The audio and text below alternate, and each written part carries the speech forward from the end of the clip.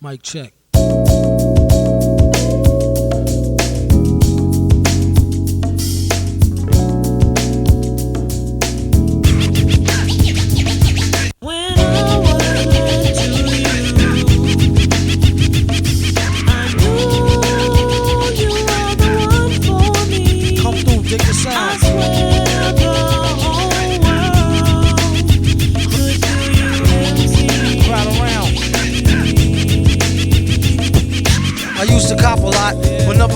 Drop, hold mics like ponytails tight and bobble ops. Stop, stick around, come through and dig the sound of the fly brown 6. Whitey on the moon, Whitey on the moon.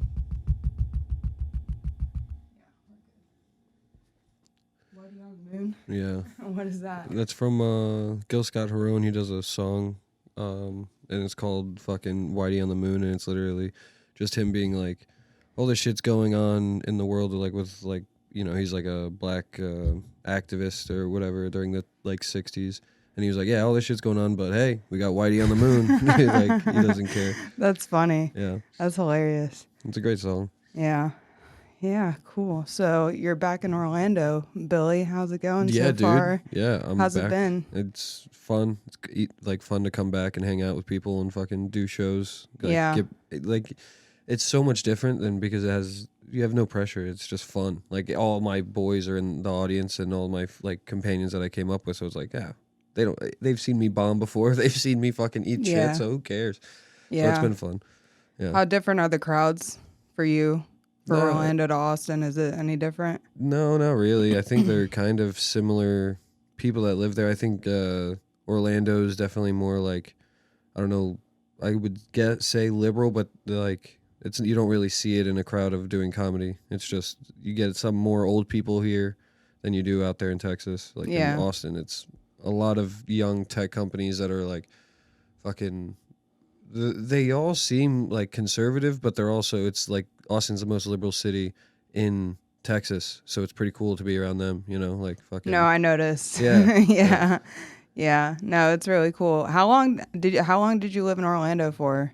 We never really talked about 2015, that. 2015. I lived here, and then I moved here right after high school, and then I just started doing comedy in like 2021. I guess, 2021. 2021. Yeah. So it's been, what, 3 years? It's about to be... it was 3 years in July. Yeah. Yeah. Okay. Where'd you move from? Spring Hill, Florida. Spring Hill, Florida. Yeah. What's that like there? I've never been there. Oh, it's fucking shit. It's the worst, dude. It's all a bunch of fucking drug addicts. I mean, yeah, there's definitely good people there. I just hated it. Because, like, you grow up and I feel like a lot of people hate where they grow up to an extent. Like, it was, you know, lower middle class area. Yeah. And it started blowing up towards the end of me living there, like in, like, I don't know, high school. It started like growing a little bit, so it became better. But before that, it was just, I was living in shitty areas of Spring Hill, but yeah. Yeah, so you never go back. No, I go back. You know, I don't like going back. Yeah. Because I run into people that I knew in high school in like a gas station. And they're like, what are you up to? And I'm like, well, I don't know, dude. Like, what are you up to? You know, you're working here at a Chevron. But I go back to visit my little brother and sister, but that's pretty much it. Yeah. Yeah. That's how it is for me here, because I grew up in this town. I went to school in all the schools here. Yeah. So, like, I ran into some kid I went to elementary school with. Just like, you know, I'm leaving some place that I hang out every week at, and I'm just like, first of all, I think it's kind of weird how, like, you'll be hanging out with people and just like, or you have your normal schedule, right? How do you rarely run into people you know in your hometown? That odd. Doesn't make sense to me. Yeah. Because I feel like if these people have been living here the whole time, like where, like, are we just getting lost? Yeah, where else could you be? You know, yeah. I should be passing you every day on the road when I'm driving. Yeah. No, yeah, it's weird going back to your hometown for sure. But it's crazy too, because like in your hometown, I could go back to my hometown and not run into a single person that I knew or like see someone that I knew, right? Yeah. But I went to the airport to leave from Austin to come here, and I knew, I was like, I'm going to run into a comedian here. And I do. I run into a comedian just walking back, and they're going to Austin from Florida, and I was going to. And I was like, damn, that's a crazy coincidence. But I hear about that happening all the time. I'm waiting for that to happen. I've only gone twice, so I'm like, and I thought about that when I was there too. I'm like, this place is such a hub now. I feel like you're just going to constantly run into people that you see in the scene now. Yeah. I wonder if people are going to start circulating from Austin to Orlando as well, like our original, like originally from Austin, or comics living in Austin. Yeah. I mean, Orlando has a really good name out there as Yeah. of what it is right now. Like, we have a lot of great comics that came out of Orlando that are doing great things out there in Austin. So I truly believe that. I think that when I started, like, I got very lucky with the people that I was doing comedy around because they were all very good comics. And I'm just looking, and it's like, in wrestling, we used to have a saying, it's like, steel sharpens steel or iron sharpens iron, you know? And it's like, if your partner is good, then it lifts you up to a level, then you just help each other continuously grow. We had people that had such a high threshold for like good comedy, like Christoph Jean was the guy. When I started, I saw him and I was like, okay, he's the best. Like, let me try and be as funny as that guy. Like, he was the bar. And then whenever I went out to Austin, or even as I continued to do comedy in different areas, I was like, holy shit, like, that kid's really good.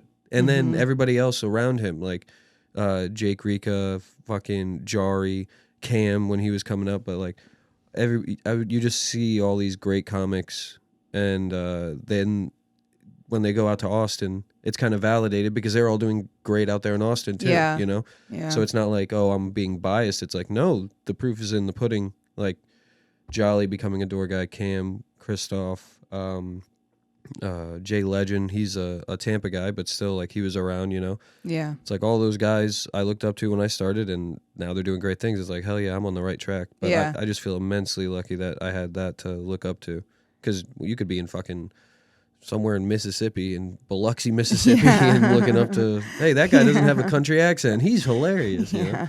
I don't know. I don't know why I just shit on Biloxi, Mississippi. For Whatever. no reason. But I totally no. It's funny you say that, and I'm not trying to boost your ego here or anything. So calm it down. But when I was at Beachside Retro, when I was at a Beachside Retro showcase for the first time, it was like right after I'd started doing the open mics there. I was only doing that in Mojito, so I hadn't even gone out to Orlando or seen anything yet. Yeah. And I was watching a show that I think Brian Milligan put together, or it was Eric. Okay. Yeah. You were on it. There's a couple other people on it.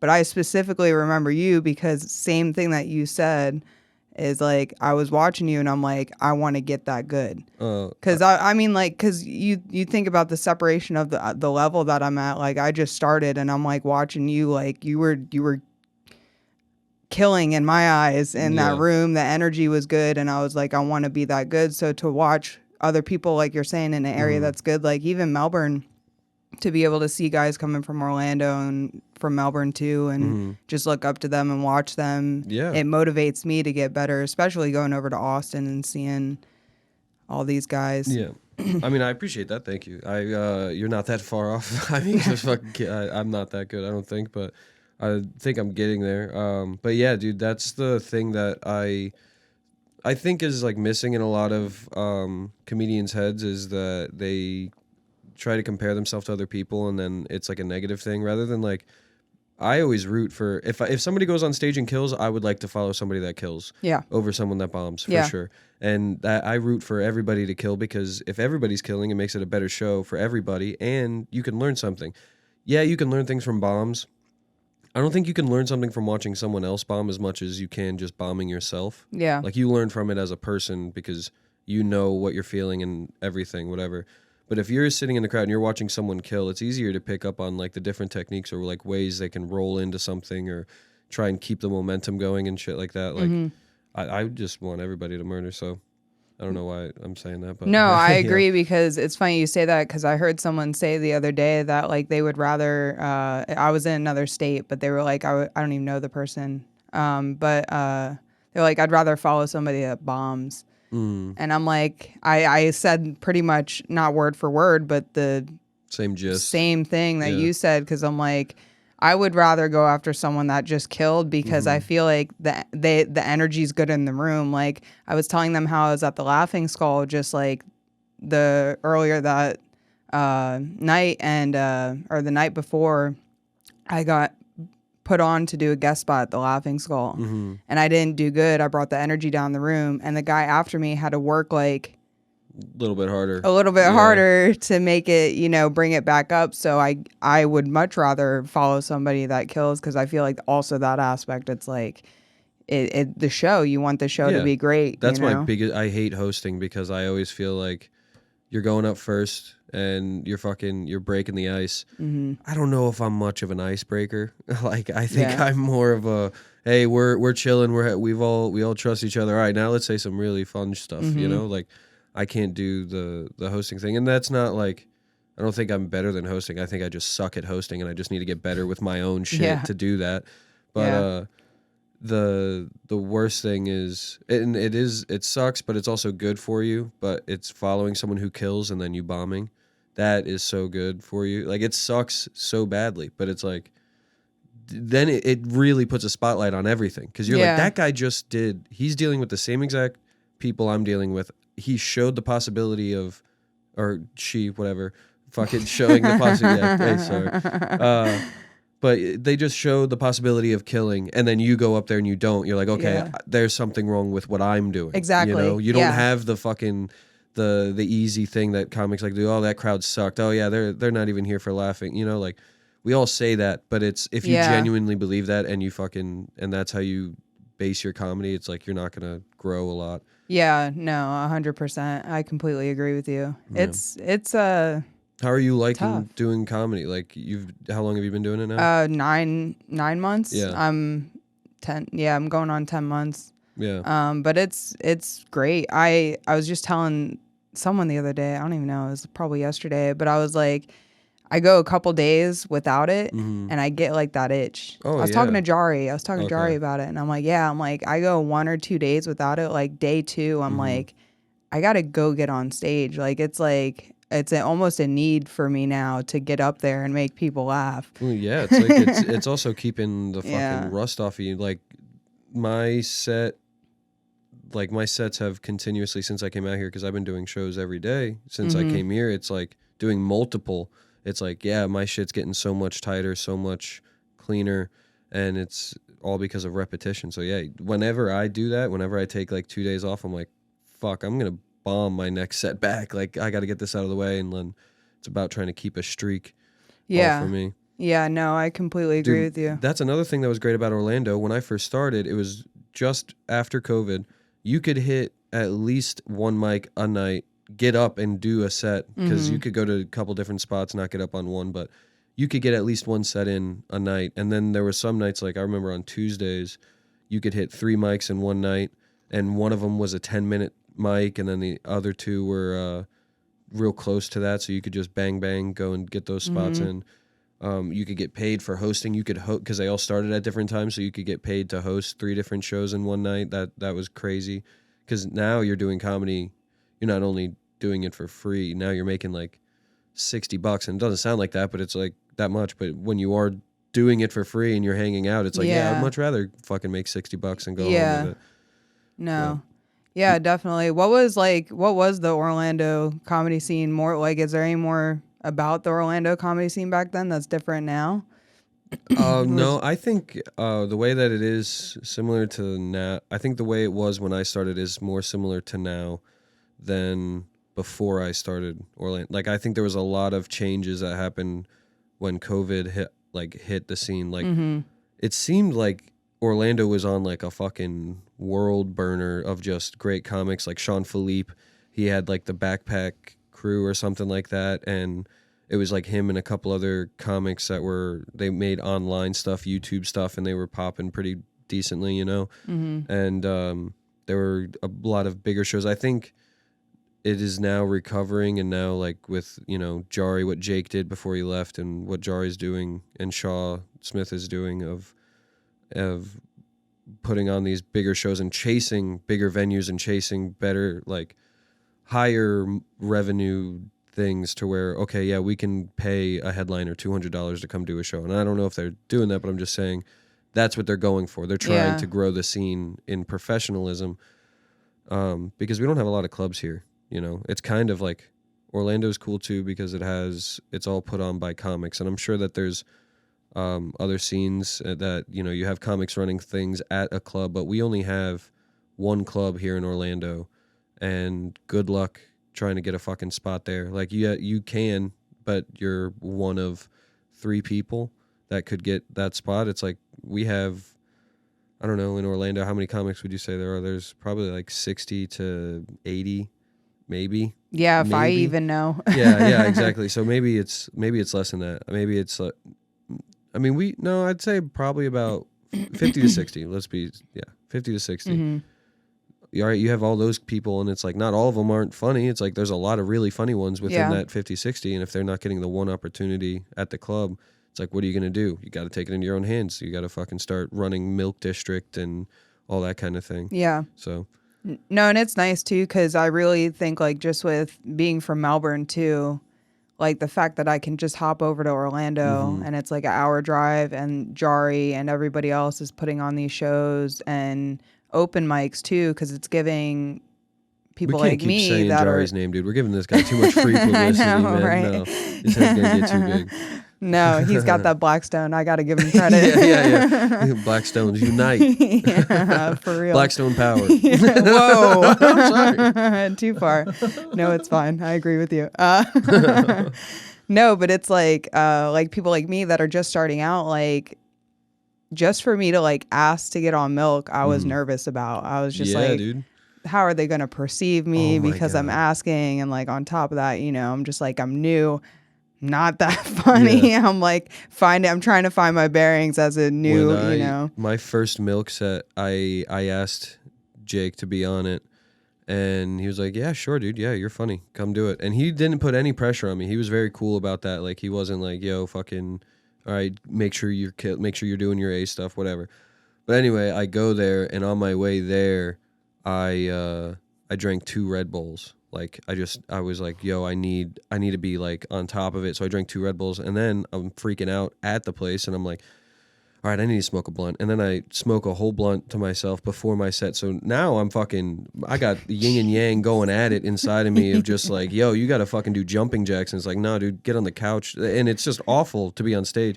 I'm sweating profusely. I'm bombing in front of all these people. I'm like, fuck, my career's over. They're never going to book me here again. And I got off, and Jake was like, no, dude. He's like, yeah, you bombed, but you can do it again. Just ask me next time you want to get on. And it took me a little bit to recover from that. Then I just got more comfortable doing those kinds of things. Yeah. But that's why it's cool to come back and do them here, because now I don't have that feeling anymore. Now in Austin, I definitely have that feeling when you go to a new place, new spot. You got new people looking at you and everything. The nerves are still there. Yeah. I feel like that's why I'm traveling now, because I feel like getting on these stages as early as possible will be helpful for me in the future. Yeah. So that's a big part. And like just like El Mojito's or Mugsy's in Melbourne Thursday nights, like that's my favorite place because I've gotten to a point to where I'm comfortable there. So I'm getting into that like flow state that I feel like I need to be in. For sure. That I'm still like, I'm almost in this in-between state where I'm in like, I have my spots where like I'm bombing because I'm not comfortable, and I'm just like, my jokes aren't, developed as well as I want them to be. Yeah. But then I have like the places that Mugsy's where I'm just like so free flow that like even if I don't have the jokes, like they're having a good time, which is crazy to experience sometimes. Yeah. So. I don't think that like there's like a definite chart of like how a comedian develops, but I do think that I've found a lot of similarities and like throughout a time, like I think if you're a smart enough person, you could go back and be able to like put month chunks of like, this is when you're doing this and this is when you're doing this. Like, I think that in the beginning, you're just trying to prove that you can fucking write a joke and be funny. Like, you just that's the thing. And then you're so focused on that when you're first writing the jokes, you're still loose, because they're new, whatever, you're still working on them. But then you get to a point where you're just so focused on doing the joke as you wrote it the same way every single time. And then you're like, oh, well, fuck that. You have more confidence to branch off, like you're saying. You go to the places that you're used to, and then you're able to free flow. You get the new tags on the end of the joke, and then you go back. Now you're developing, because that's like, say, like a 5-minute to 10-minute set period where those are the things you're doing. Yeah. And after that, you go back into writing the jokes and doing them the way that you're supposed to develop a longer set of 15 minutes or 20 minutes type thing. Yeah. And then it's just a constant flip-flop. I can't wait for the day when, like, you hear about those good comics that go up on stage and don't know what the fuck they're going to talk about. They just talk about their day, and somehow it's funny, and you're like, what the hell? Yeah. Like, dude, I wish I could do that. That'd be crazy. That's one of my goals for sure, because, like, watching watching like really like famous, like high up there, like good comedians like that, like they can, like you're saying, they can just talk about their day. I'm Yeah. like, fuck, I want to do that so bad. Yeah. No, but it's crazy. What- So Go yeah, ahead. go No, ahead. you go. And I was gonna completely switch directions. Go, So yeah, do it. You got okay. it. No, I was just gonna ask you about like, so I don't really know you too well as a person, so I'd like to like, I guess, talk about you a little bit. So Okay. like, where did you grow up? Where you come from? Where did you go, Cotton Eye Joe? Yeah. I was born in Pennsylvania, and then I just I was literally born in Pennsylvania, lived there for I think a year maybe, and then moved to Florida with my mom and dad, and then I moved to Oregon when I was 4 with just my mom. I didn't move there; she kidnapped me. But we, whatever. Greyhound buses, they're great. I took a Greyhound bus from Florida to New York, and then from New York to Oregon, and then was in Oregon until I was 9. Then my dad found me and was like, "Yo, hey, I'm your pops," and I was like, "Yeah, okay, cool." Then I moved in with him when I was 9. You just like glaze over. Yeah, well, I'm just trying to give you the whole I got thing. kidnapped. And Yeah, I did. Yeah, no. So that was crazy. I didn't realize that until I got a little older. Yeah. Like, they had like a court agreement. Yeah. Because they broke up, but they had me. So it was like she would get me for the week, and then he'd get me on the weekends. During her week, she took off, and then, I mean, it takes us. I don't know how fucking long it took for the Greyhound bus to get from Florida to New York and then New York to Oregon. I remember turning 4 on the Greyhound bus. But No way. I don't know how everyone on the bus sang me happy birthday. That's crazy. I got a bunch of fruit snacks. It was delicious. I loved Sounds it. great. Yeah. No. Yeah, it sounds like, honestly, best birthday party ever. Yeah. Hey kid, you want to try some meth? No, but then when she got to Oregon, she called my dad, and then my dad didn't have any money. They were both broke. Yeah. And so he was like, all right, how about this? You keep him for the school year up there. In the summer, I'm going to buy him a plane ticket. He's going to get chauffeured from Oregon onto the plane, and then from there to Florida. She's like, all right, cool. And then my dad does all of that, pays for the flight, everything, has the chauffeur go to get me. My mom doesn't take me to the airport. Homie has to get back onto the airplane, fly back, and then tell my dad, like, your kid never got on this plane. And he's like, no, where the fuck did you lose my kid? Oh my God. But this is like pre 9/11, so he freaked the fuck out. And they were just like, dude, get out. Like, go use a payphone. Like, they didn't, he would be on a no-fly list right now, And, but yeah, he called her, and then she just said, like, yeah, he's too young to fly, hung up the phone, unplugged the phone, and then we went dark for probably from the time I was 4 until when I was 8 years old when he actually found me. He was there for my 9th birthday.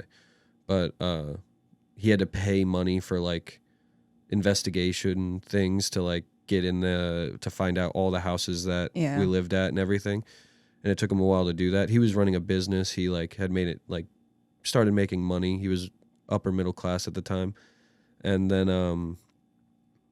so then he just flew to Oregon and then just went to every single house that was on the list until he found the last house, which is the one that we're at.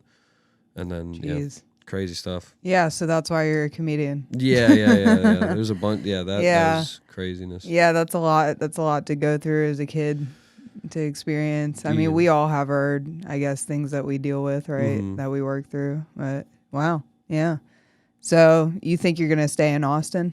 Yeah, for probably. I'd say probably next 10 years. I don't see myself moving. For a while. Yeah. Okay. You need 10 years to get fucking good at comedy or whatever. So it's like, I think also, even if you are an established comedian, it seems kind of to make sense to be in Texas because it's so middle of the country that like you don't really have that long of a flight either way, Yeah.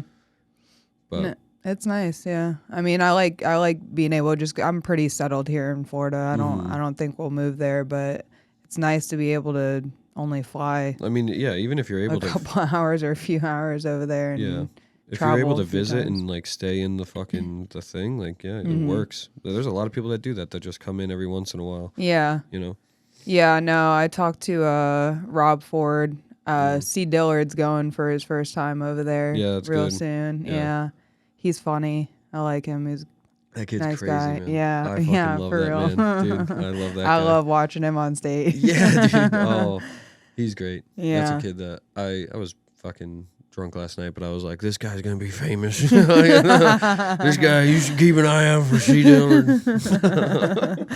That's great. Yeah. Oh God.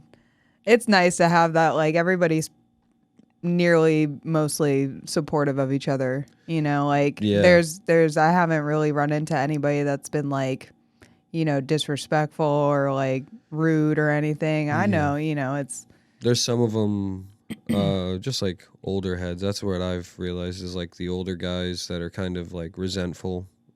That's the only time I've ever ran into any problems. All the younger comics, anybody that I've met has been very kind, very nice. yeah. And but yeah, I don't know what it is. I think the new generation, I think we might have changed a little bit. Maybe I think we might be a little too soft on people sometimes. Like, I think it's because it's hard to be fucking mean and honest with someone that you don't really know, or like, why is it my job to tell you that I don't think you're funny? Like, no, you're great. You know what I mean? Fucking who cares? No, I agree. What makes you think that older heads might be so resentful? What I do you don't know. think your I think opinion is of that that? it's like if you get into anything that where people are doing a job for so long, like there's obviously, you know, gripes that they have with the system, or, you know, they didn't do what they were doing fucking 15 years ago, and they've settled down, their career's not really going anywhere, you know, whatever it may be. Like, then they see young guys coming in and doing crowd work clips on TikTok, getting fucking headlining gigs, and they're like, who the fuck are you getting a headlining gig? Which I understand. Oh, I get that. Yeah. I get that. And it's like, even if that person isn't doing like the TikTok shit, or like if they are an up and coming comic and they're getting their first leg of like headlining or featuring sets, someone who has been in it for twice the time as them, who's at that same level, is going to be like, well, what the fuck? Like they're watching their death happen in front of them, you know? And I get that. But it's also, it doesn't have to be. Comedy isn't something that a fucking young person has to do. You can be however old you want and just do. It's just, you have to focus on doing the career shit. Yeah, it's not just for one guy. Yeah, like exactly. everybody can do it. You just have to do it. Yeah, you just have to do it. You have to learn the new things. You have to learn and it's unfortunate, but I feel like it's just naturally, as a society develops, as a comic, you have to develop with it. I feel like. Yeah, 100%. So I mean, look at fucking, you know, Ron White has been doing comedy for how long? And that guy is fucking hilarious. Since I was a baby, and I've been watching him since I was a baby. First special I ever watched was the Blue Collar Tour. And when I was a kid, my favorite was Larry the Cable Guy, just because you know, you're a dumb fucking kid. And like, Gator done. Yeah. Did your parents have the Sirius Blue Collar, like the Sirius XM Blue Collar radio in their car? No, that's how I learned about it. Really? Larry the Cable Guy and Ron White. They used to play it on. There's a Sirius XM Blue Collar. They would do the Blue Collar Tour and put it on the radio. And my dad would always listen to it in the car, and that's how I found that out. But we had a bunch of bootleg movies, and one of them was the Blue Collar Comedy Tour, and we watched it, and it was so cool. That was like I've never seen another special like that, where it's kind of like a feature show. You know, like you have 4 comics all going up in the same special. So that's what I liked about it a lot. Yeah. I thought that's what all comedy was supposed to be after the fact, but yeah, I don't know. I guess, I mean, it seems like a lot of people are doing many different things with comedy nowadays. So it's almost like there is no box. You can almost kind of do whatever you want if it makes people laugh. There's like one guy, I think his last name is like O'Connors or something. But he just did a special that was like, it's ridiculous. Like it's I don't know if it's meta. I don't know what the fuck you call it, but he's just acting crazy on stage. Like it's a theatrical performance type thing. And it's so funny. Like if you explained it to somebody who's like a comedy purist, it'd be like, oh, that's gay. But then it's like, no, watch it though. It's fucking hilarious. You know what I mean? Yeah. Did you ever watch Bo Burnham's Inside? It's that time, everybody. It's that time. Blue Chew wants to see you. They want to see you hard as a rock.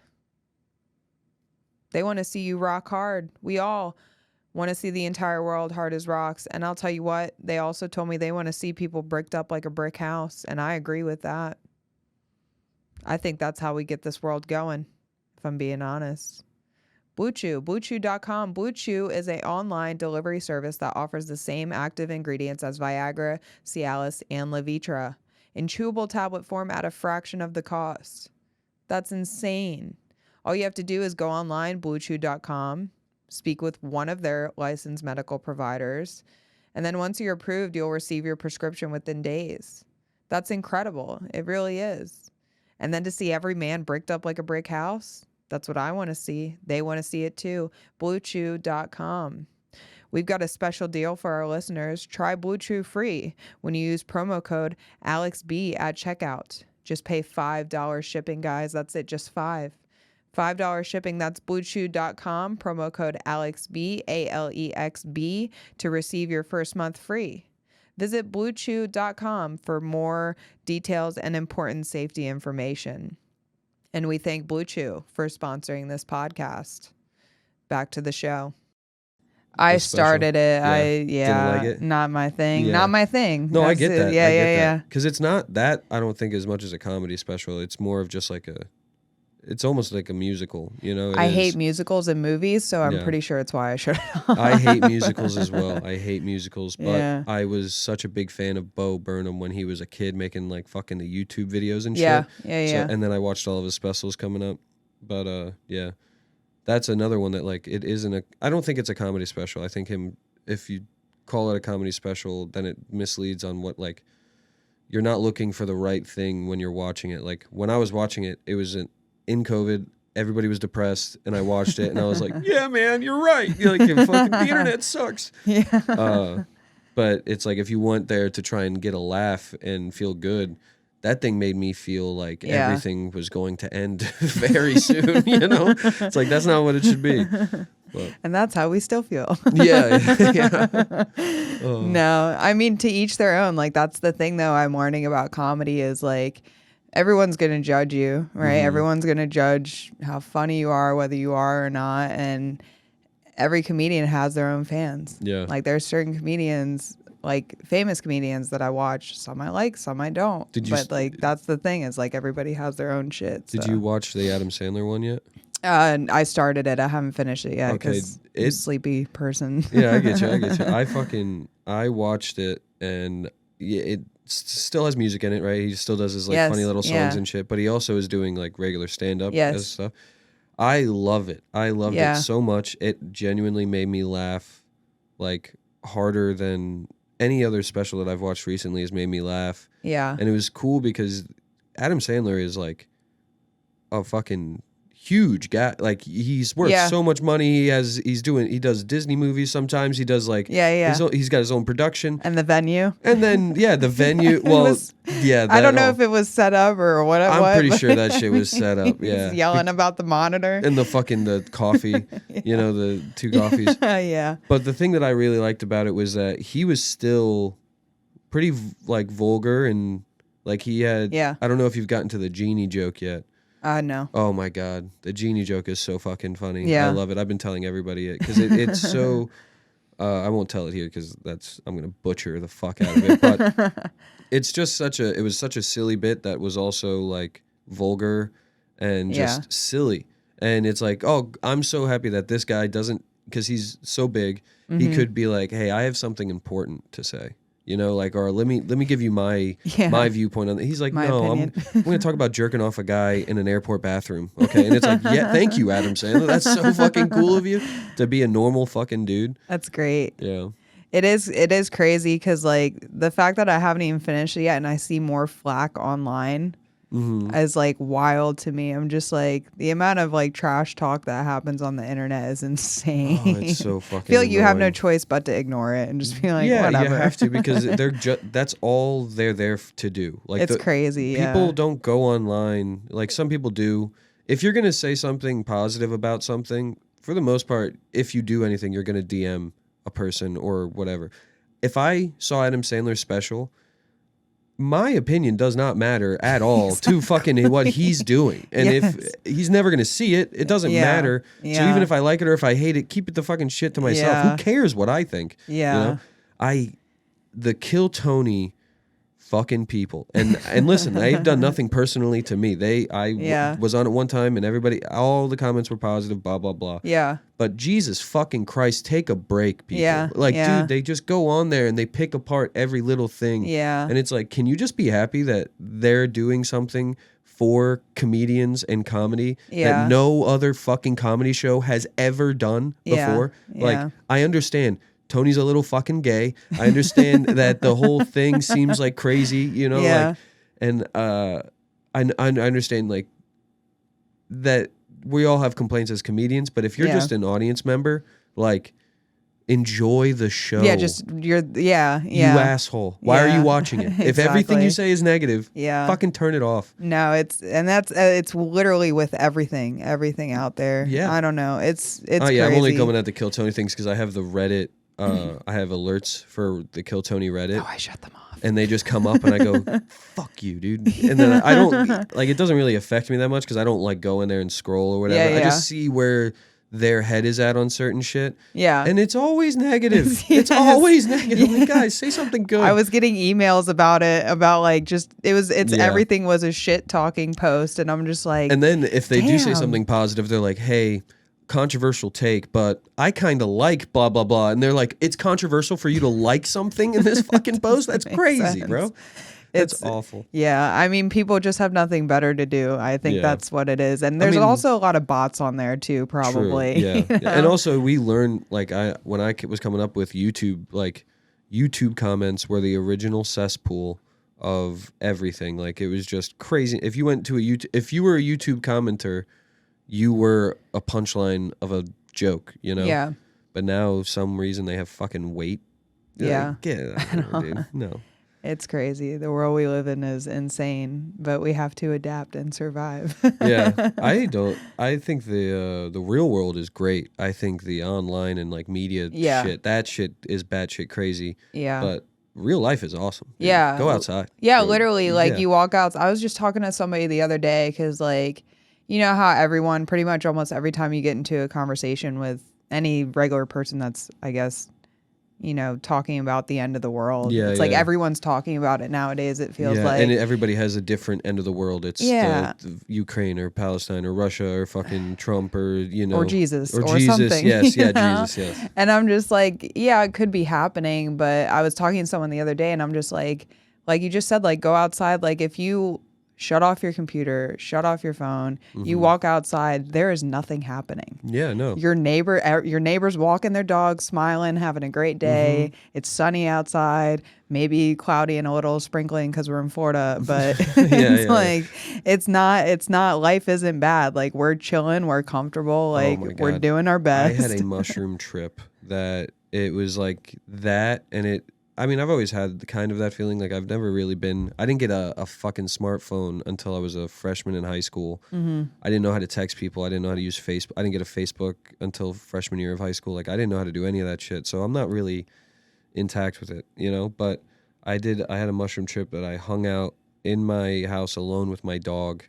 And me and that dog were fucking one, dude. Like, I was like, you are here for me and I'm here for you, you know? And then I went into my room and I laid down on my bed and, like, I could see the refraction of light coming through my window and hitting my floor, making a rainbow on the ground. And it made me start to cry because I was like, kids in Africa don't have windows. They'll never see this kind of beauty. And I was like, my life is so fucking great that I have this fucking glass thing that I can see outside and it creates this beautiful thing. And I know it's so small, but when you're on mushrooms, everything is beautiful.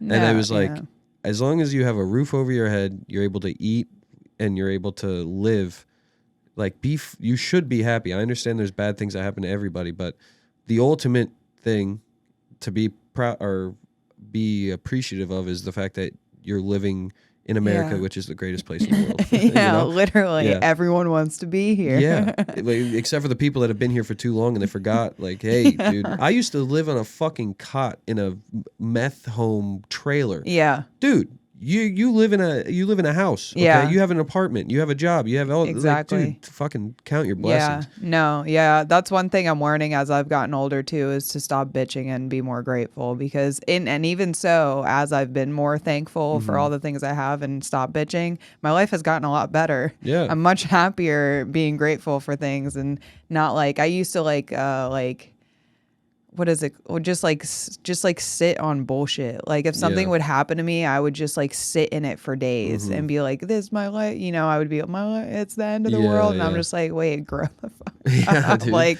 you're sleeping in a comfortable bed. Yeah.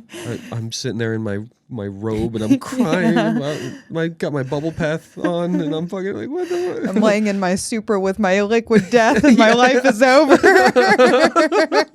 Just doing burnouts, crying. Dude, literally. Oh, No, God. that's funny. Yeah. Anyway, I Yeah. think that's cool. I mean, it's good to have that viewpoint. I think people I think that's the way that the powers that be want you to be. They want you to think Yes. everything's awful and Yeah. everybody's against you, dude. Like, go take a hike. Literally, take a Yeah. hike outside, and Yeah. everything's great. Now they're just you don't hear turning everyone anything. against each other. Yeah. Yeah. It's just pure propaganda coming out of our television. Yeah, dude. It's That's why I watch crazy. video games. There's no propaganda in video games, dude. Video None. games. What Yeah. kind of video games you playing? No, I don't play them. Oh, That's you the don't- thing. you I don't watch have a them? concept. I just watch them. Yeah, I Wait, know. no, for real? I watch these guys. It's a game called Rust, and Yes, it's like a survival fucking thing. And I just watch a couple streamers. Like, they're not even streamers because I don't think they stream anymore. They just make videos, and I just watch their Yeah. gameplay for however long that they play that game. If a new game comes out that I like God of War, Ragnarok, I'm a huge God of War fan. That game came out, or they announced the release date of that game like 2 weeks after I sold my PlayStation 4, and I was so pissed because I wanted to play that game. But that was the first game that I just put on. Give me the storyline, like all of the cutscenes, and give me the whole thing. And a fucking video game, just the cutscenes, like the important storyline parts, can be like 8 hours. Yeah. Like, and that game was about 8 hours. There was one I just watched Jesus. that it was like 10 hours of just cutscenes and like a storyline that shows you what happens in the game. Yeah. And yeah, so I watched that shit, which is, I know, gay, but No, like I mean, enjoy it makes sense why Twitch is a thing. Yeah. I mean, because like my husband, he plays Dark Souls. Yeah, And yeah. I can't. I tried playing that game. I died at so many Oh, fucking yeah, times. I was like, I can't. I had the most fun customizing my character, and I was done. But no, he watches the walkthroughs, and he'll watch like speed runs, or he'll watch like Yeah. stuff like that. So no, it's not. I mean, like it's I guess you're like, what started even before I got the God of War thing was Call of Duty Zombies, doing all the Easter eggs. I used to me and my friends were obsessed with Yeah. that shit, dude. We Yeah. would get together, we'd watch all the YouTubes and then try to complete the Easter eggs. yeah. Even now, funny enough, I've been interested in there was an Easter egg that has never been found in Black Ops 3 or one of them. And the guy was like, you guys still haven't found my impossible Easter egg. Because typically they'll put in an Easter egg, you can go into the coding and just find it Yeah. in the game. But this one, he's like, yeah, I know you can do that. So this Easter egg isn't in there. It's not there.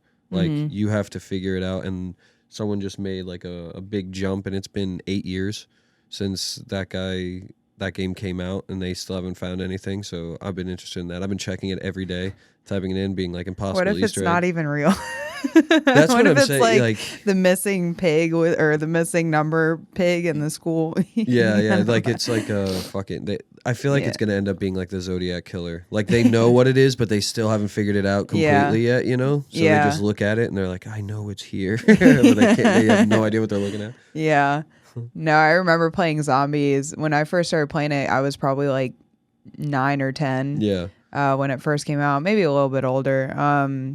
I used to be scared of it, but when I would play with, like, we would get like me, my brother, my uncle, my other uncle, and we would all play together, Oh, play yeah. zombies, and we try to last like the whole like as long as we could. It was fun. I'm not into it anymore. I can't do the zombies. It's not my thing. I just can't do video games because I end up wasting way too much time with them. It's like if I have a console at home, like my roommate Captain, one of my favorite games that I did have a console for and played was Battlefield 1, which was like the World War 1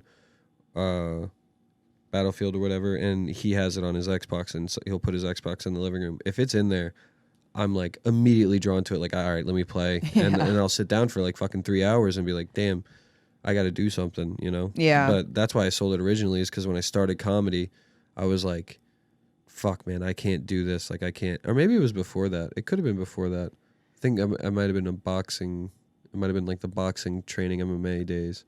Anyway, I just knew that I didn't have enough time for it, and I knew it was too enticing. So no, it definitely is enticing. Like, I have my Xbox. The only game I really play is Halo Infinite with my friend. Fuck yeah. But I just like, I don't think I'm so drawn to it. I still have priorities over it, I guess. So I think I like schedule days. Like, I just texted him yesterday. I say, I'm going to be free Wednesday night at this time. Are you down to play? Yeah. I almost have to like schedule it because I don't have time for it. Like you're saying, especially Well, that's working a healthy on relationship to have with comedy it. and everything. But Yeah. I can understand how it's like very enticing and hard to stay away from when you're home and you're like, okay, well, I could go sit down and write for 30 minutes, or I could get stuck on this game for 3 hours and not eat dinner tonight. Go to sleep hungry. Yeah. But at least I leveled up. Yeah. So the MMA boxing thing, when did you start that? Was it boxing first or? No, it was MMA first. MMA first? My dad was a MMA fighter, and he got into it when I was in like 4th grade, which is like I moved to Florida in 4th grade. That's the first year. My dad originally started teaching me just boxing, little things at boxing at home, and then he got into MMA because the UFC was, you know, starting to like catch more traction, and he saw it. So I started training MMA when I was like end of 4th grade, 5th grade, trained all the way up until 8th grade, just going to the gym, training Muay Thai and Jiu-Jitsu and wrestling and shit. I didn't get into boxing until I was already in Orlando, and I was training to be a fighter, but I was also doing landscaping during the day, and then going and training for 2 practices in the night. So I would work until 5, go to the gym from 6 to 9, then go home, go to sleep, wake up for 6:30 in the morning the next day to go to work, and it was just draining. I did one amateur fight and then stopped one. How about that? There you go. Yeah, 1-0. You got to win. But and then after that, I was like, oh, I don't want to fight, but I have been doing this for so long, and I am pretty good at it that I need to find something else because I don't want it to be a waste, you know, to take all of these years of doing something and not use it. It's like, why not? I do like it. So then I ended up finding Title Boxing Gym, which is or Title Boxing Club. And it's more of just a cardio kind of class type thing. But when I got in there and I started getting more integrated into the class system, I would teach a lot of technique, because like boxing itself is a good workout. Why do you not want to show people technique and take the time to teach them something? And I became a manager of Title Boxing in Oviedo, and then COVID happened and that gym is no longer there. Yeah. Did you train at home after that, or what did you do? Oh my God. On my I don't think you can find it anymore, but I did live boxing classes during the COVID, like when gym got shut down. I was still working for the gym, but the gym wasn't operating, so they were trying to find a way to not give people refunds on the COVID months of them shutting down. They wanted to just, we're not going to charge you, but we're not going to, they're like, if we paused it, whatever. I can't remember what it was. Anyway, they were trying to not get money taken out of their accounts. They wanted to keep it. So we were still running classes. We had to do one class a day, and I would post it at like 4:30 or 5 p.m. And it would just be my iPhone set up, me doing like shadow boxing and body weight exercises and just running a class for 45 minutes. And then I did that for a little bit. We came back, and the owner was just like, I know he was probably hurting for money, so that's why he was like doing weird shit. And I was just like, hey, buddy, I don't want to do this anymore. I'm out of here. Like, I don't want to fucking rip people off, and I don't want to do this anymore. So Yeah. yeah. Are you back at it now, or are you just so? I think I'm gearing up for it. Yeah. I think it's gonna happen because I've been out in Austin and I talk about it a lot, and I do truly love that shit. I miss it a lot. Yeah. So, I tried to start like a boxing class for comedians, but nobody really was fucking down for it. Everybody said they were, but nobody really showed any interest. Yeah. I think I just need to. One, I need to get into shape before I go to a boxing gym, like just in like okay shape. Like I need to be able to run and not throw up when I go to this gym. Yeah. And then after I'll get into it and fucking Yeah. I want to get back at it. It's just hard, man, because now it's the same thing. Like I know I'm not training to fight or anything, but I'm still working full time. Then I'm doing comedy as soon as I come home. Yeah. It's like, when am I going to do boxing at fucking 5 a.m? That's Yeah. going to be brutal. Yeah. No, I haven't exercised in 2 months.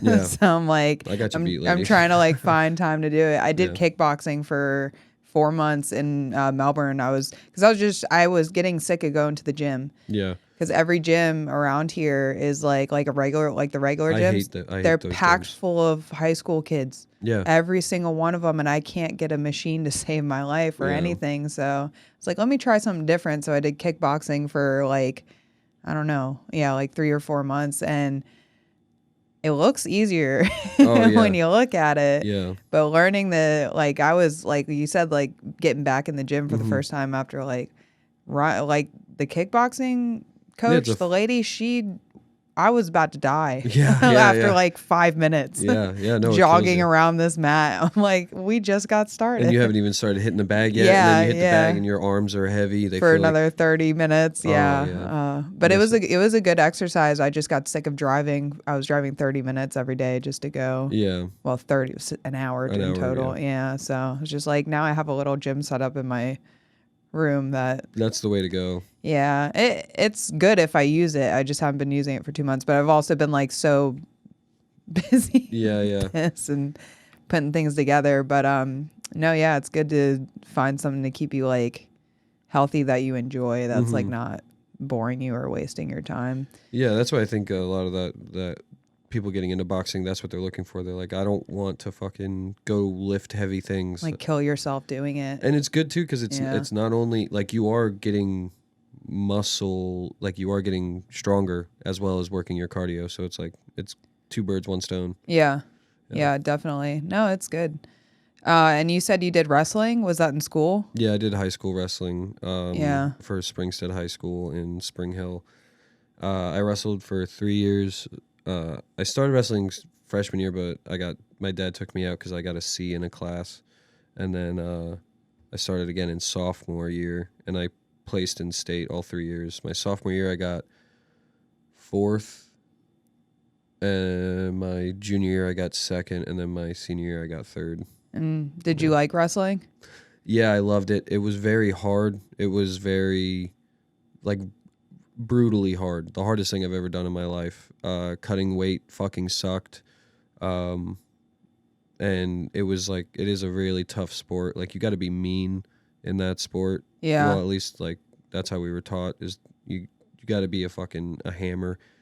But yeah, I did love it. I loved the fucking camaraderie I had with my teammates. We had a really good, close group of friends, and yeah, I did like it a lot. I just didn't want to go to college. Like, I would have kept on wrestling if I would have gotten like any kind of scholarship or anything, but also I would have hated going to school. I would have thrown all of those fucking things away and just fucked off, because I was so done after high school. Yeah, that was my next question. I was going to ask if you took it to college or if you did any college or anything like that. I was supposed to wrestle for UCF. Yeah. But UCF is a club, so they don't have like a wrestling team that's promoted by the school. It's just like a you have to pay to play type of thing. So it's like if they ever went on a trip, I would pay for it. I would have to pay for, like there was like, it's not an actual team. Yeah. And I went there and I didn't get along with the coaches, and I was like, this is kind of a waste of time. Like, I don't want to go to college, so why am I going to even be here? It was a good place to work out and shit, but I didn't get along with them. Yeah, no, the same thing happened to me. I was in high school and I was dual enrolling at the community college we have in Melbourne, and then I got caught doing some things on the way to school. I was smoking weed No, hell yeah. on the way to school in the morning because I did my college classes at night. It was my senior year or whatever, and then I got caught my first period, and I got kicked out of everything. Wow. So, but I wasn't like I wasn't I'm not a book person. I don't like tests. I don't like school. I don't like listening to a teacher for hours just talk. Like I tune out. I can't listen to someone talk for hours. So as soon as I went back to college after taking like a year off of school after I graduated, I dropped out after the first 3 weeks. I was like, I'm done. I can't do it. I'm like, these teachers are going to drive me nuts. Yeah, dude. I in high school I didn't mind it because I had to be there. And I'm better at taking tests and getting information from someone talking. My thing was if you gave me homework, I'm not doing that shit. Like I don't want to do it. I don't want to have to study. I don't want to if a teacher was a good teacher and they were telling me everything I needed to know, I could remember it and be fine. Mm-hmm. But if it was ever like, all right, go read through these chapters of this book and then study it. We're gonna have an exam on these subjects, and all right. Nope. All right. Nope. Dude, my senior year, I had to go get doctor's notes from he was involved with the wrestling team and he was a chiropractor. Mm-hmm. And I had to go get him to write me doctor's notes because I had missed 1 day shy of half a year. Like if I would have missed one more day, I would have been at a half a year I've missed of my first 2 classes my senior year for the I only had 4 periods because I was working. I was working. Yeah. I only had 4 periods, and my 3rd period was ping pong. What? And we had individual and dual sports. So you played ping pong, foosball. They also had a fucking Smash Bros. We set up no that way. You could play Smash Bros. So that was an elective. Yeah. And that was my 3rd period, and then my 4th period was my English class, and I was cool with the English teacher. So most of the time, I didn't need to do anything. I would just fucking, hey, can I go play ping pong? And just be like, yeah, sure, go. So I just played ping pong for 2 periods a day. The first 2 periods, I would only go there on I think it was Friday, or no, I wouldn't go on Friday because that was the day they give us a test. Then they would grade them in class on Friday. Yeah. They would have 3 versions of the test. I had the answers for each version of that test. Mm-hmm. I would go back in on a Monday, and then I would take the test, and then I would just already have the answers, and then I turn it in, get a good grade, nice. And then I just wouldn't go back in. Yeah. Yeah, but they didn't really give a fuck. Yeah, ping pong in school, that's crazy. Dude, I wish we had that. We were tearing that shit up in ping pong. Yeah, bro. we only had it in church. Oh, really? Yeah. It was either church or my grandpa's house. We'd play ping pong. That's how it was with pool for me. The church that my family would take me to had a pool table, and I loved playing pool. So I was like, yeah, I'll go to church, dude. Yeah. Whatever. No, I have my own ping pong paddle now and everything. Really? Because this place I hang out at, they were doing tournaments they're still doing tournaments every Saturday. It's Island Root Kava Bar. Mm-hmm. It's Kava Bar I used to hang out at. I still go there, but not as often as I used to. But they were doing tournaments, and my buddy that was on my first episode, Colin, him and his friend JP, they were teaching me how to play ping pong, and they were good at teaching me because I got pretty good over time. I'm not like a ultra ping pong, but for playing at a kava bar. Yeah, you're getting pretty sick with it. Yeah, you know what I'm saying? Ping pong kava bar champion over here. No, but ping pong is fun. It's a workout too. Yeah, you get when sweaty. you're running back and forth. You can play for especially an hour. Especially if you get a good games going. We had a tournament in our high school where it was they would bring out 8 ping pong tables into the gymnasium, and then everybody would play. And I remember the year that I went, I can't remember what year it was, but we went, and there was a group around. I remember the final game. I don't know who the fuck was playing, but I remember the hype that was going on. Yeah. It was awesome. Yeah. I miss those days. No, ping pong is the shit. I'd love to get a table when I have some room, to be honest. I'll even play with myself like Forrest Gump. Yeah, just, like, Just boom, boom, boom. Yeah, just switching hands and shit. Yeah, no, it's fun. Did you sorry. No, you're good. I was gonna ask if you played any other sports growing up. Yeah, I played baseball once, like for one season, and I sucked ass. Yeah. I didn't even understand the game. I got hit with a pitch once and didn't know what to do. My helmet's turned sideways, and I look at my dad. I'm like, "What the fuck?" Christ. I'm looking through the ear hole at my dad. I'm like, "What?" He goes, "Take your base." I go, "What?" And then the guy fixes it. He goes, "You get to take a base now." And I'm like, I think I'm like 9, 10 at this time. Yeah. But then I went to lacrosse camp. That sucked. I hated lacrosse. I was a goalie. Didn't wear a cup. Quit right after that. Quit immediately. Yeah, it doesn't sound like a fun time. Yeah. I wouldn't know. No, it's not great. It's not great. I played football through middle school and then freshman year of high school. I wish I was good at football. I wish I was able to play basketball. That would have been the only other sport that I would have played, but that is correlated with wrestling season. So there's no way to do two sports. We had some football players that were also wrestlers, but you can't be a basketball player and a wrestler at the same time. But yeah, I remember freshman year I played, and I scored a kick return on JV my freshman year. I got a kick return and fucking all the way to the house. And then the next game I did pretty well with receptions and shit. And they moved me up to varsity at the end of the season because the JV season ended before varsity. Brought me up to varsity. First game, we're playing varsity. We're playing against like our district rivals, and they're huge. Like these motherfuckers are big. I swear to God, they had a 19-year-old on their team that was 200 and something pounds of pure muscle. And he's coming down where I'm on kick return. I'm running back to block for the guy who's catching the ball. And I just see this fucking freight train coming up the field. Like we're going, like I have to go all the way across the field because he's running on the left side. So I'm coming at an angle and he's coming up too. And I just see that we're going to collide. Direct path. Yeah. And I was like, that's going to hurt. So I slow down.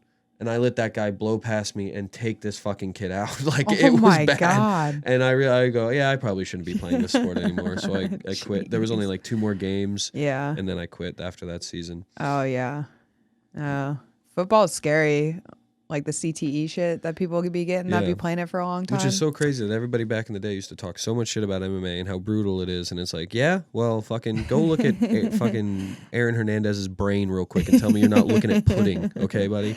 Didn't that guy like he was do something bad? Yeah, he was a convicted. Well, yeah, he was in prison for murder that he committed while he was a football player, a professional football player in the NFL, and then he killed himself in prison. Oh shit! I had no idea. I don't follow. I'm not football guy, but he was one of the best.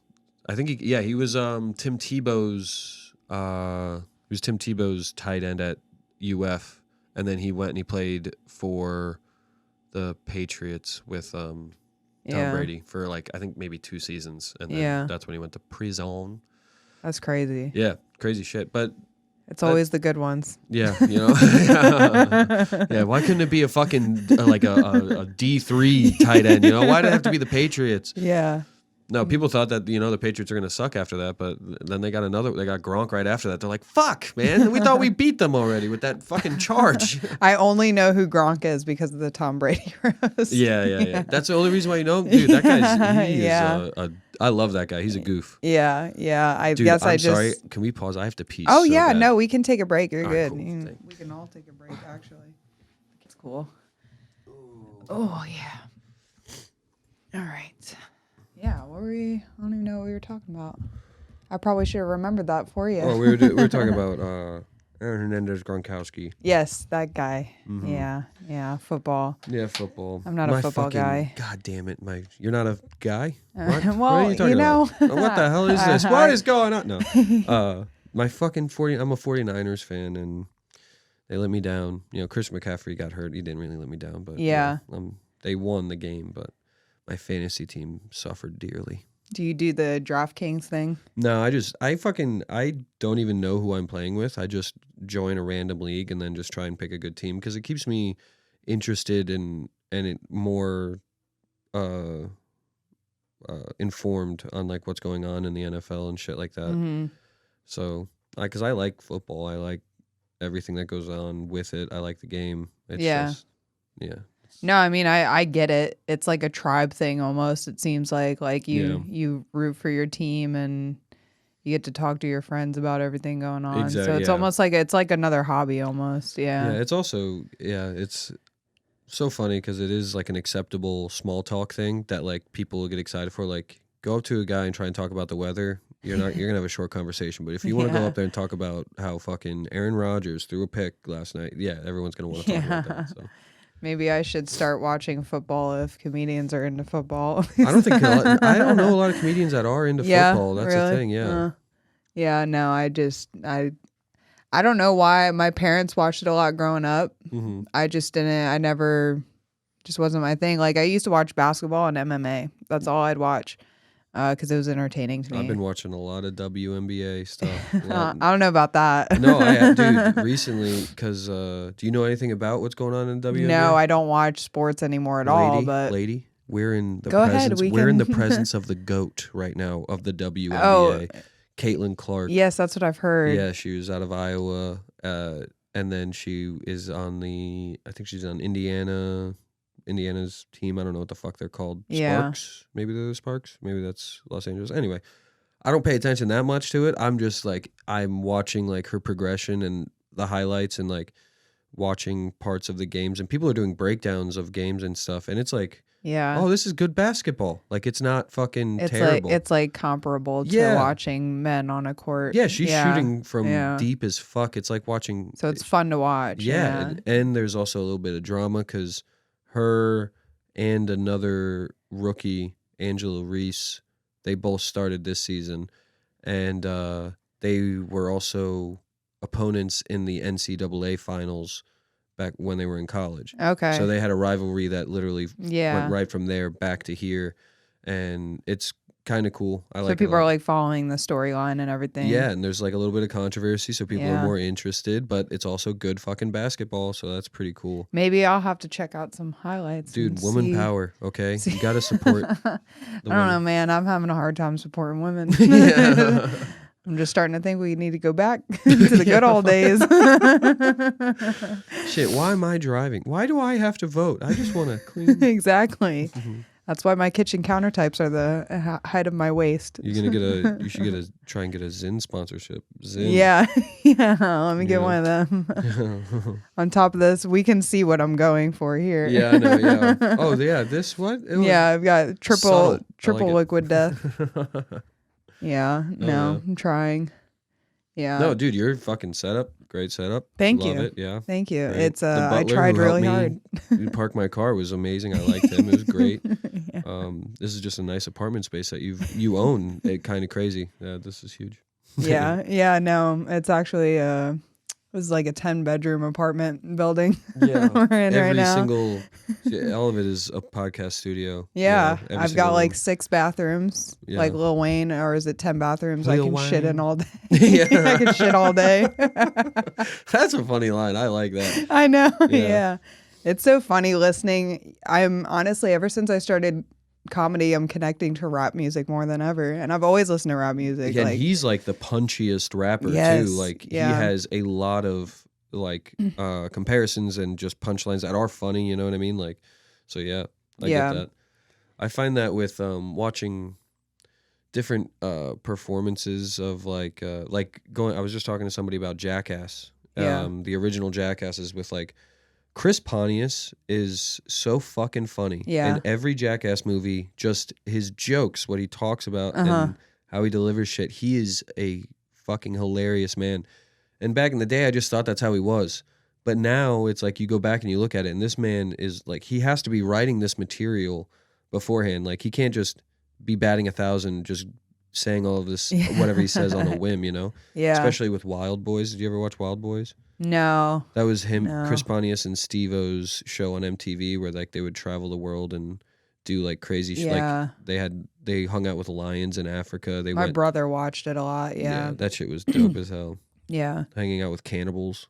Jesus. And, my brother wanted to be on Jackass so bad. It was like his dream growing up. Yeah. So when he got older, he has this video. He actually ended up on Nick Cannon used to have a show that was similar to Tosh.0, where he would like go over like crazy videos. Yeah. And my brother did this video where he had several. He had one video where he jumped off of like, I don't even know, like the 10th to 15th floor of a hotel into a pool. Holy shit. And then he also jumped unscathed. Got out. Yeah. Cool. Good. And he also jumped off the Sebastian Bridge into the water, which is like a 7-story bridge into the our river. Yeah. And then he had somebody smash a glass pipe against his back. So this guy's doing the work. Yeah, I like it. He did Hell the yeah. work. He Yeah. did the work. He doesn't do it anymore. He has a kid now on my knees, but Yeah. he really wanted to be on Jackass, but he got his little, his highlight on that little, not little. I say little, like people probably think that's a bad thing the way I say it, but it's like. No, I mean, I don't know. I didn't know Nick. Yeah. It didn't run for that long. I don't know. Yeah. It was know. like a short thing, but, no, it's crazy the stuff they would do on Jackass, just like watching it, and it would inspire younger boys to go out. Me, and do dude, I crazy stuff. I remember I was on a bicycle and it was an old bike, like it was like, a shit bike that like we weren't using. It was just there in my friend's garage, and I remember being like, "Yo, record me on your fucking Nokia phone. Hey, I'm Billy Swift, and this is why you always wear your helmet. Welcome to Jackass." And then I would just, as fast as I could, pedal that bike into a fucking tree and just went right into the tree for no reason either. The coolest thing, because I never wanted to really get hurt. That one was just like funny to me. Yeah. But I always wanted to do. My dad got me ramps, like bike ramps, for Christmas one year, and we would just set up the ramps, like around the corner from my house. There was like this big hill that would come down, and it was just a road. But the house that was like on the hill, its yard came out like this and then had another drop off. So you would have the hill, then you would come over into this like flat, and then you would jump, and then you would have this big, so you're getting fucking crazy Jesus. air. And we would lay friends down in front of the ramp and see how many friends we can get. So like I would ride it, I would jump it, someone would mark where I land, and they'd be like, okay, let's get people to lay down up until this point. And then I would jump over all of them. That was the furthest I ever jumped from ramp to ramp, because most of the time you just have the takeoff ramp and then land flat. Yeah. In my front yard, I remember we set it up and it was 21 feet apart from each other. It was a 21-foot gap, just like regular fucking thing. And I pedaled my fucking ass, like I'm coming down the street for a while, just and like I had my friends there, and I told them, I'm like, if I pull this off, I'm fucking Evel Knievel, bitch. Like I'm the man. And then I do it. I jump it and I land it. Nobody recorded it, right? I jump it, I land it, fucking go crazy, whatever. Go to sleep that night. My dad wakes me up in the morning. He goes, Billy, we got to get that on camera. We got to go do it again. And it's first thing in the morning. It. So I get up, I eat a bowl of cereal, and he's like, all right, let's go do it again. So he sets it up, same distance. And when I would ride it, I realized like, you don't want to stand up when you jump, because you're not standing up, you're pushing the bike down. So then if you push the bike down, you're losing however much you're going to do, whatever. But it's early in the morning, so I'm fucking getting set up, and that's what I do. I go, and then I jump, and then I stand up on the bike, so I push the bike down, and I just jackknife it, rack my nuts on the bike, flip over the handlebars, and I'm fucking sitting there in pain holding it. And my dad's just going, holy shit, that was hilarious. And he's dying laughing. I'm fucking bleeding from my groin. That's horrible. Oh, yeah. Oh, my God. We had the Walmart ramps. Oh, yeah. The little that's plastic. What I had, You used the plastic That's Walmart? what I had. No, you did not. Like with the little tabletop connector. How did they in the not middle. move in that? Because we had them like into the dirt, and then you would take stakes, and because they had like little fucking holes at the bottom, so we just put stakes. We in would there. just stick them in the street and jump off of them with our bikes, and they would always move when we jumped. Yeah, on the road, yeah, you can do it. And on the my road, brother would tell me to lay down in front of the ramp. Oh, so just stop it from moving. Yeah, it's not gonna hurt you. You're fine. Yeah, Yeah, that's what he said until he landed on me. It was fun. I always tried to, when I was younger, like I was so boyish when I was younger. I still am extremely boyish, clearly. Wait, are you not a boy? What is going on? Can someone clear this up? All right. No, I am a full grown man, actually. Come here, boy. Yeah. Clean them wheels nice and deep like. Oh God. That's great. Dodgeball. I love that movie. Yeah. But what the fuck was I saying? You God said damn that it. you were always boyish. Yeah. So I would always try like skating and BMXing when I was a kid, but I sucked at everything. Yeah. like sports, everything That's I was how you know bad you're at. a woman, you know? Yeah. So I would wear my skate shoes with no socks, and then it was horrible. My Fuck. parents despised me for like these few years that I was being the smelly kid for no reason. Yeah, you I just was like, smelly feet and blisters. I'm worried about the blisters while skating, dude. no, but I wouldn't skate. I would just go there and stand at the top of the ramp and just Oh. think about my life. Yeah. Watching everybody was- move in the fishbowl. Yeah, no, I was like 7. I just remember standing there at the top of the ramp with my helmet, just looking down. I'm like, I could end it all right now. pretty much. It was before the divorce, so I'm Gotcha. good. Oh, okay. No, I'm kidding. Yeah, no, I never went to a skate park or anything, and I wasn't really ever good at skateboarding. But Yeah. I could do stuff on bikes. Like I was better on a bike than I was on a skateboard. I remember in high school I tried to go fucking drop in on a half pipe with a skateboard, and it was so much pain that day. It was just I was there for 3 hours and just fucking bruising up my arms, just falling. Didn't get one successful drop in. See, I was too scared to fall. I think that's why I never got good at it because Yeah. I wouldn't even try. I was just like, because like my husband, he rides his BMX bike still 3 times a week. He goes to the park. He bought me one, took me out there. I fell like I'm doing the basics. He showed me the basics. I fell, haven't gotten back on Yeah. it since. I'm like, I don't want to get hurt anymore. Well, that's the thing. Like if you get good at it when you're younger and you're lighter, the pain is less. Like if you're fucking falling down and you're, a 60 to 80 pound kid or, whatever, growing up, you get better. So you fall less. And then that's why I was like, I'm in high school. I'm 180 pounds. This shit fucking hurts, man. Yeah. Like I'm falling. These are the same bones. These hurt. You know? I got my baby bones. Yeah, dude. If now take off a couple pounds, I'll be all right. But Yeah, it's not fun falling and breaking. I've never really broken anything Neither except have for I. a pinky. I've dislocated a finger, dislocated my shoulder, but Yeah. no broken bones. Knock on wood. Thank Yeah. God. My mom dislocated my shoulder by accident. I was jumping on a new couch. Yeah. She was like, "Get off there." She was trying to help me. Yeah. She grabbed my arm and Ooh. popped out of socket. Yeah. Yeah, I don't know if that's not dislocating, right? Dislocating is different than popping your shoulder out of socket. No, that is Yeah. dislocating. Oh, it is Yeah, dislocating. is when like the ball comes out of the fucking. I don't know. They were socket. able to just pop it right back in. Yeah, you so I can't. don't. I mean, it could have not been like a really bad. It probably one. wasn't that bad. But yeah. I had to pop mine in. This is when I was like a junior, I think, and I would go over to my friend's house late at night. I would sneak out of my grandmother's house to go over and hang out, smoke hookah, whatever. And his Smoke hookah at your grandma's house? no, I would sneak out of my grandmother's sneak house. out. Okay, to go sorry. over to my friend's house to smoke hookah and fucking smoke weed and shit. And Yeah, hang out. yeah. And there was a bar right down the road, and his older brother was coming back with some of his friends from the bar late at night, and we were sitting on the driveway smoking a hookah, and one of his friends was like, "Oh, Billy, you wrestle? I wrestled. I was in JV," and like he knew he was being dumb, but like he was like, fucking, I wrestled in wrestle me, dude. I'll fuck you up, blah blah blah. And they're obviously drunk, and I was like, no, I don't want to wrestle you, dude. Like that's how people get hurt. And then everybody starts peer pressuring me, and I was like, all right, you know what? I'm just gonna take him down super fast and fucking end it quick, whatever. And I thought I was being safe by I duck under his arm, and then like so he has his arm like back this way, and I'm holding his head and his arm, and I trip him from the outside straight to his back. But when I trip him, he doesn't hit the ground first. My left shoulder hits the ground first.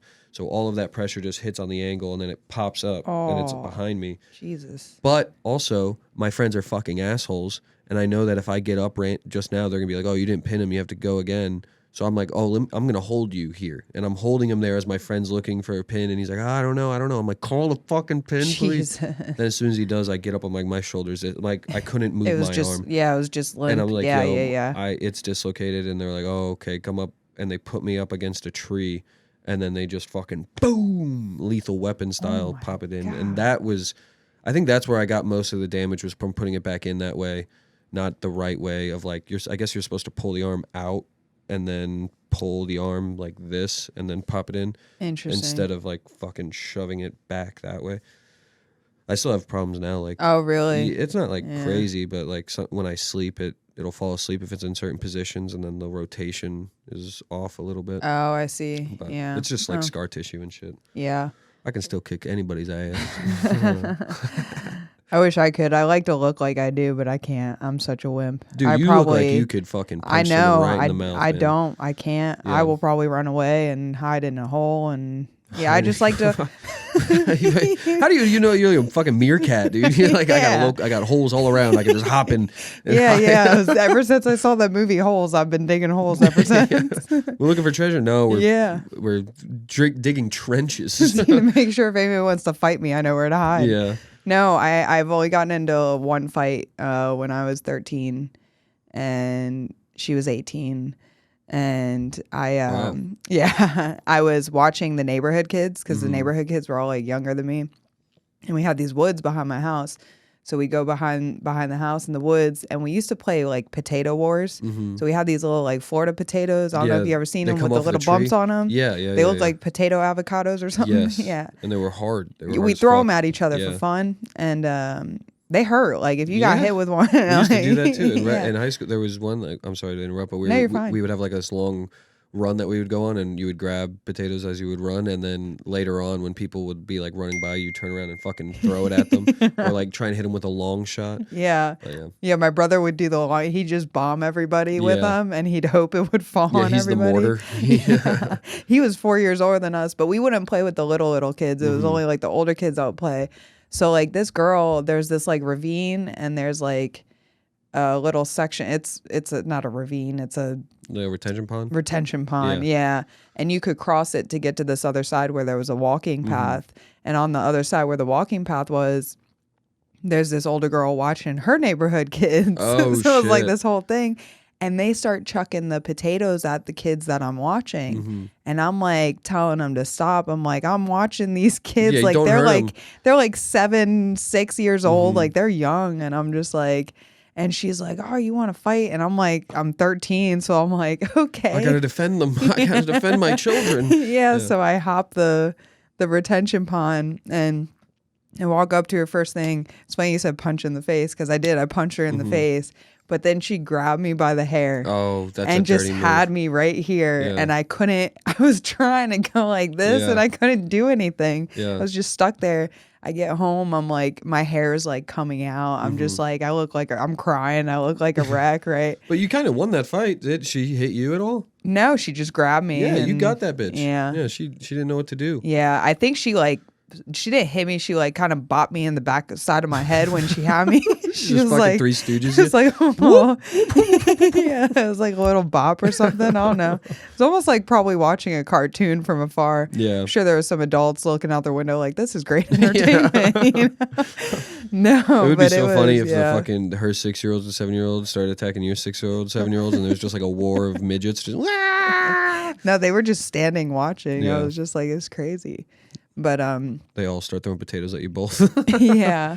I was like, don't tell your parents. I don't want to get in trouble. But I got home and my brother was like, what happened to you? I was like, I got into a fight. Don't tell mom. And my mom was like, why does your hair look like that? I'm sitting at dinner. She made like meatloaf and mashed potatoes. You didn't go brush your hair or anything? No, it's just traumatized, just shell-shocked. It's like ringing in your ear. It really is. Yeah, it was rough. Have you ever been into like any serious fights or no, all for fun mostly? Yeah, just the shit that I would do in the gym. I slapboxed a couple people that were talking shit, but like it's not really a fight. And then I had like one of my friends was such an asshole in high school. Like he would go to parties, and if I was there, he'd be like, "Hey, you know Billy Swift? He's a professional MMA fighter. He'll fuck you up," and just would try and start shit with people. And I'm calm. I'm not gonna talk shit, whatever. Yeah. Like I always like was like, shut the fuck. I'll kick his ass before I touch you, dude. You're good. Like let's not even do this. Like I never wanted to fight, but there was one kid that I guess was just talking mad shit at a party, and then Andrew did his thing where he brings me up, and that kid starts talking mad shit about me. And then he DMs me. He's like, yo, you want to box sometime? And then I was like, sure. And then we just set up a backyard boxing thing. Yeah. And I didn't hit him in the face that many times. Like, I would jab him a little bit, but I just wanted to hit him to the body and just fucking, because he was a pudgy fuck. So I just wanted to, yeah, you're going to feel it, dude. Like, Yeah. so yeah, that was the only ever time that I got into like an actual fight or anything. Yeah. I don't like fighting. Like, I don't want to fight anybody, especially because it's going to sound pompous, but it's like, I know how to fight, dude. Like, I'm not going to let you make a very bad decision. And you accidentally murder somebody. Well, I'm not. Yeah, that I'm not necessarily thinking of. It's just like, I think a lot of people that want to fight all the time or are instigators don't understand like the threshold or the difference between someone who is just a strong guy who, you know, wants to be tough versus a guy who's like trained for a long fucking time. Like, there's things that you like. It's gonna be hard for you to do anything to me unless you fucking blindside me. You know, like. I don't want to fight. I think it's people just wanting to prove themselves to a point, and even then they're probably not going to, and they end up hurting their own ego. I've also never had anybody like really try to start shit where I've had to like mitigate it or anything. I had it like one time a guy was trying to be snarky to me and I was on an edible and I was like, buddy, I'm high as fuck, bro. Have a great night. And then I just left. But, I've never had anybody like try, like people see my cauliflower ear and they'll immediately come up and they'll be like, oh, you fight, you box, you wrestle, or you fight. Like, those are the three things that they say. And then, you know, it is kind of a good deterrent, you know, because people know now because of the UFC being so big, if you see someone with cauliflower ear, they're kind of a badass. And at least they think that, you know, so then it's good because I don't want to fight anybody, dude. I'm a lover, buddy. So I don't have that. That's why I got tattoos. Yeah, the tattoos show it. Yeah. Because I'm like, people, honestly, like, you would think getting tattoos, more people, especially as a woman, more people would bother you. But honestly, like, less people fuck with me. Yeah. I just like, and I like that. I that's not why I got the tattoos. It's mostly because I like art, but it's a benefit to like, yeah, like people think I'm like, it's probably also my face too because I have major RBF. So I'm like, I'm kind of off-putting when people first see me, but I'm like, I think I've just naturally acquired it over time. Because first time I saw you, I was like, is this guy trying to fucking fight me right now, dude? That's why I asked you. I was like, I see the ear. Do you box? We had a backyard fight that night. He knocked me out. I was down. He got me in the pudge. I was the 18-year-old girl. Yeah. I drained this when I first got it because what it is like it breaks the cartilage. You break the cartilage in your ear and then it fills with blood. Yeah. And then that blood turns into cartilage. Like, it just mixes in and then it hardens. So it's like a water balloon that fills up and then eventually solidifies. Yeah. But you can drain it when it first happens. You just drain the blood out and then the ear goes all the way down. And I did that once, but I didn't go to like a doctor or anything. I just went to my buddy's house. His mom was a nurse and she had syringes. So it took like 2.5 syringes of blood to pull out.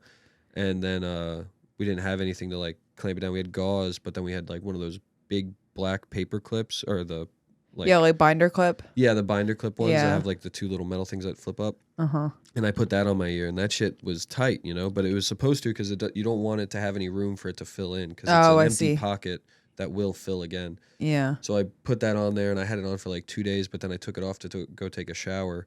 And then when I went to go put it back on, it just was so fucking painful. I was like, you know what?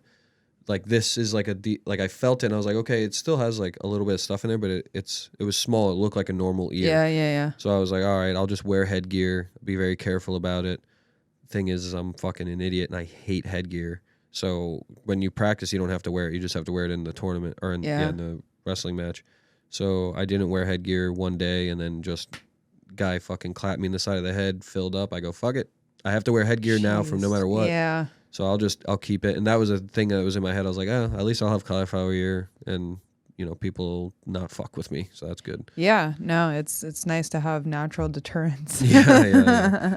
No, it's cool. It's funny though, because my dad is, you know, he did the same thing MMA and everything. But if you ask him, there's so many people that try him almost on a weekly basis. Like, someone will try some shit. And I don't think it's true. Like, I've never had a bad interaction with people. I think I'm chill and I'm easy to get along with and whatever. It's like you can give off an energy that says, "Okay, come fuck with me," type thing. You know? I don't think I give that off at all. Yeah, no. I think it's also like biological within like men sometimes too to be like, Gotta show my dominance. Yeah, they want to be the most dominant in Do the room. some fucking mushrooms and humble yourself. Yeah. You know? Well, it's like with women too. Like women typically, like until you get older, like you want to be the most attractive in the room. Like we have those biological like things I feel like that we just naturally tend towards until we like fight against it. Yeah. Be like, I don't want to be like that. But I am because I'm on here trying to get attention. Right? Yeah, no, I get it though. Yeah. And I mean, it's always good to be fucking self-critical about certain things and shit like that, but you also have to accept like, hey, this is just who I am, whatever type thing. Yeah, I don't think that I don't know if I do comedy for attention or if it, because you always get the different answers of like, oh, I like making people laugh type shit, and I do like that, but also I do like being the guy on stage making you laugh too. So it's like, yeah, there's probably a little bit of attention-seeking narcissism in there for sure. Yeah, I don't think it's the main point of it it's all. not my main I think driving I think force. there's so many things that are like the hang is great. Like the hang with everybody is great. It's also, dude, your life is so much better when humor is involved. Yeah. If you ever meet anybody that doesn't laugh at anything or doesn't look for funny stuff at all, they're fucking miserable and they're boring. Yeah. What do you want to talk about? Taxes? Get the fuck out of here. Exactly. Like, what else is there to do? I want to hear about a hypothetical. Would you rather have T-Rex arms or feet where your knees are? Okay, I want to have an interesting conversation. Okay, well, let's be honest. Would you rather have T-Rex arms or feet where your hands are? I think I would rather go with the T-Rex arms. Yeah. Because I could get those little clampers, you know, the little things that grab shit for you, you know? Yeah. So I could do that, and I would look weird, but like there's something that I could do there. If you have feet right here and you just have a thigh, like you don't have a knee, so you just have a straight leg and a foot, you have to walk like a fucking duck. Yeah, everywhere that's you go. rough. And then also you're gonna be short as shit. Yeah. I'd rather have T-Rex arms. I'd take neither. Yeah. Oh, fuck. I'm kidding. God damn it, I didn't think of that. I didn't say or. Yeah, no, that's cool. Well, I mean, we can wrap this up. Dude, if you this has want. been great. Thank you very much. Yeah. I appreciate you having I me on. appreciate you coming out while yeah. you're out here and for your short time out in Orlando. So Of course. I need to start doing podcasts more, so yeah. I appreciate that it's like a friendly environment anyway. Yeah, of course. And Next Joe Rogan experience. See me next week on there. Let's go. This is a good dry. This is a Let's good dry go. run for that. So yeah. No, that's great. All right. Well, thanks for coming out, and I'll probably see you in Austin when I'm out there in October. People at home, follow me on Instagram, _Swift Comedy, and send me feet pics if you're a guy, I want to see your feet. I don't know why I said that, but anyway, yeah, follow me on Instagram, you fucking weirdos. You have any shows you want to plug or any upcoming stuff? No, not really. I'm going to be out in Austin, go on 6th Street, see comedy on 6th Street, and you might see me somewhere. So, fuck yeah. Great. Thank you, Alex. Yeah, thank you. She keep working that bad and I'm about to throw the shit like